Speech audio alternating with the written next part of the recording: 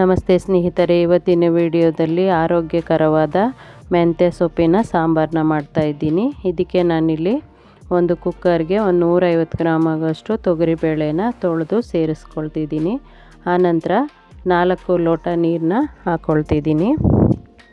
ಹಾಕ್ಕೊಂಡಿದ ನಂತರ ದೊಡ್ಡ ಕಟ್ಟು 1 ಕಟ್ಟು ಮೆಂತ್ಯ ಸೊಪ್ಪನ್ನ ಕ್ಲೀನ್ ಮಾಡಿ ಸಣ್ಣಕ್ಕೆ ಹೆಚ್ಚಿ ಸೇರಿಸ್ಕೊಳ್ತಿದ್ದೀನಿ. ಒಂದು ಸಾರಿ ಮಿಕ್ಸ್ ಮಾಡ್ಕೊಳ್ತೀನಿ. ಮಿಕ್ಸ್ ಮಾಡಿದ ನಂತರ ನಾನು 2 ಈರುಳ್ಳಿ ಹಾಗೆಯೇ 4 ಟೊಮೊಟೊನ ಕಟ್ ಮಾಡಿ ಇಟ್ಕೊಂಡಿದ್ದೀನಿ. ಅದನ್ನು ಕುಕ್ಕರ್ ಒಳಗಡೆಗೆ ಹಾಕ್ಕೊಳ್ತಿದ್ದೀನಿ. ಹಾಕ್ಕೊಂಡ ನಂತರ 1-2 ಟೇಬಲ್ ಸ್ಪೂನಷ್ಟು ಅಡುಗೆ ಎಣ್ಣೆನ ಸೇರಿಸ್ಕೊಳ್ತೀನಿ. ಮಿಕ್ಸ್ ಮಾಡಿಬಿಟ್ಟು ಅಡುಗೆ ಎಣ್ಣೆನ ಸೇರಿಸ್ಕೊಳ್ತೀನಿ. ಹಾಗೆಯೇ ಟೂತ್ ಪಿಕ್ಕಿಗೆ ನಾನು ಒಂದು 12 ಹಸಿಮೆಣಸಿನ್ಕಾಯಿನ ಹಾಕ್ಕೊಂಡಿದ್ದೀನಿ. ಅದನ್ನು ಬೇಯೋಕ್ಕೆ ಇಟ್ಕೊಳ್ತೀನಿ. ಇದು ರುಬ್ಬೋದಕ್ಕೋಸ್ಕರ, ಖಾರಕ್ಕೆ ರುಬ್ಬೋದಕ್ಕೋಸ್ಕರ ಹಸಿಮೆಣಸಿನ್ಕಾಯಿ. ಬೇಕಿದ್ದರೆ ಒಣಮೆಣಸಿನ್ಕಾಯಿನೂ ಹಾಕ್ಕೊಂಡು ಬೆಂದ ನಂತರ ಎತ್ಕೊಂಡು ರುಬ್ಕೋಬೋದು. ಇವಾಗ 2 ವಿಸಿಲ್ ಕೂಗಿ ತಣ್ಣಗಾಗಿದೆ ಕುಕ್ಕರು. ಕ್ಯಾಪ್ನ ತೆಗೆದು ಹಸಿಮೆಣಸಿನ್ಕಾಯಿನ ಎತ್ತಿಟ್ಕೊಳ್ತೀನಿ. ಹಸಿಮೆಣಸಿನ್ಕಾಯಿ ಮತ್ತು ತೆಂಗಿನಕಾಯಿನ ರುಬ್ಕೊಳ್ತೀನಿ. ಈ ರೀತಿ ಹಸಿಮೆಣಸಿನ್ಕಾಯಿನ ಎತ್ಕೊಂಡ ನಂತರ ಮಜ್ಜಿಗೆ ಮಾಡೋ ಮಂತಲ್ಲಾದ್ರೂ ಚೆನ್ನಾಗಿ ಸ್ಮ್ಯಾಶ್ ಮಾಡ್ಕೋಬೋದು. ನಾನಿಲ್ಲಿ ಸ್ಮ್ಯಾಶರ್ ಸಹಾಯದಿಂದ ಸ್ಮ್ಯಾಶ್ ಮಾಡ್ಕೊಳ್ತೀನಿ. ಚೆನ್ನಾಗಿ ಬೆಂದಿದೆ ಬೇಳೆ ಮತ್ತು ಸೊಪ್ಪು. ಈ ರೀತಿ ಹಸಿಮೆಣಸಿನ್ಕಾಯಿನ ಎತ್ಕೊಂಡ ನಂತರ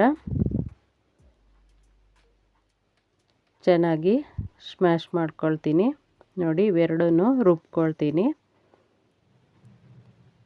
ರುಬ್ಕೊಂಡು ಈ ರೀತಿ ಸ್ಮ್ಯಾಶ್ ಮಾಡಿ ಸ್ಟವ್ನ ಆನ್ ಮಾಡಿ ರುಚಿಗೆ ತಕ್ಕಷ್ಟು ಕಲ್ಲುಪ್ಪನ್ನ ಸೇರಿಸಿ ಕುದಿಯೋಕ್ಕೆ ಇಟ್ಕೊಳ್ತೀನಿ.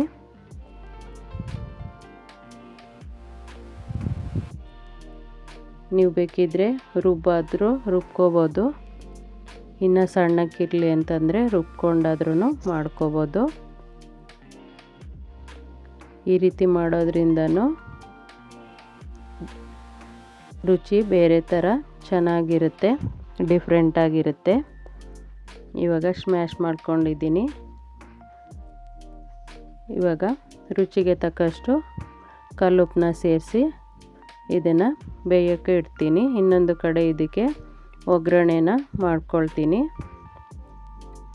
ಒಂದು ಪಾತ್ರೆನ ಇಟ್ಕೊಂಡು 3 ಟೇಬಲ್ ಸ್ಪೂನಷ್ಟು ಅಡುಗೆ ಎಣ್ಣೆನ ಹಾಕ್ಕೊಂಡಿದ್ದೆ. ಅದಕ್ಕೆ ಅರ್ಧ ಟೀ ಸ್ಪೂನಷ್ಟು ಜೀರಿಗೆ ಹಾಗೆ 1 ಟೀ ಸ್ಪೂನಷ್ಟು ಸಾಸಿವೆನ ಸೇರಿಸ್ಕೊಂಡು 2 ಬೆಳ್ಳುಳ್ಳಿನ ಜಜ್ಜಿ ಸಿಪ್ಪೆ ತೆಗೆದು ಸೇರಿಸ್ಕೊಂಡಿದ್ದೀನಿ. ಬೆಳ್ಳುಳ್ಳಿ ಸ್ವಲ್ಪ ಬೆಂದ ನಂತರ ಇದಕ್ಕೆ ಕರಿಬೇವು ಮತ್ತು 3 ಬ್ಯಾಡಗಿ ಒಣಮೆಣಸಿನ್ಕಾಯಿನ ಸೇರಿಸ್ಕೊಳ್ತೀನಿ.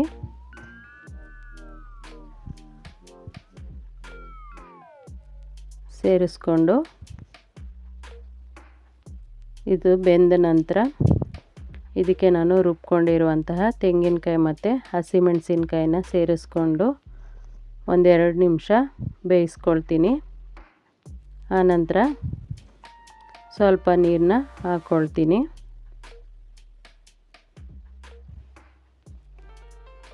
ಇವಾಗ ಇದು ಕುದಿ ಬಂದಾಗ ನಾನು ಇನ್ನೊಂದು ಕಡೆ ಬೇಯೋಕ್ಕೆ ಇಟ್ಟಿದ್ದೀನಲ್ಲ ಸೊಪ್ಪು ಮತ್ತು ಬೇಳೆನ, ಅದನ್ನು ಇದಕ್ಕೆ ಸೇರಿಸ್ಕೊಂಡು 3-4 ನಿಮಿಷ ಬೇಯಿಸ್ಕೊಂಡ್ರೆ ರುಚಿಕರವಾದ ಮೆಂತ್ಯ ಸೊಪ್ಪಿನ ಸಾಂಬಾರು ರೆಡಿಯಾಗುತ್ತೆ. ಹಾಗೆಯೇ ತುಂಬಾ ರುಚಿಕರವಾಗಿರುತ್ತೆ. ಸ್ನೇಹಿತರೆ, ಈ ವಿಡಿಯೋ ಇಷ್ಟ ಆಗಿದರೆ ಪ್ಲೀಸ್ ಲೈಕ್ ಮಾಡಿ, ಮರೀದೆ ಕಮೆಂಟ್ ಮಾಡಿ. ಮೊದಲನೇ ಬಾರಿಗೆ ನಮ್ಮ ಚಾನಲ್ನ ನೋಡ್ತಾ ಇದ್ದರೆ ಪ್ಲೀಸ್ ಸಬ್ಸ್ಕ್ರೈಬ್ ಮಾಡಿಕೊಂಡು ನೋಡಿ. ಹಾಗೆಯೇ ಈ ವಿಡಿಯೋನ ನಿಮ್ಮ ಸ್ನೇಹಿತರಿಗೂ ಶೇರ್ ಮಾಡಿ. ಹಾಗೆ ಒಂದು ಸಾರಿ ಈ ವಿಧಾನದಲ್ಲಿ ಟ್ರೈ ಮಾಡಿ ಹೇಗೆ ಬಂತು ಅಂತ ಕಮೆಂಟಲ್ಲಿ ಮರೀದೆ ತಿಳಿಸಿ. 3-4 ನಿಮಿಷ ಬೇಯಿಸ್ಕೊಳ್ತೀನಿ. ರೆಡಿಯಾಗುತ್ತೆ. ಧನ್ಯವಾದಗಳು ಸ್ನೇಹಿತರೆ.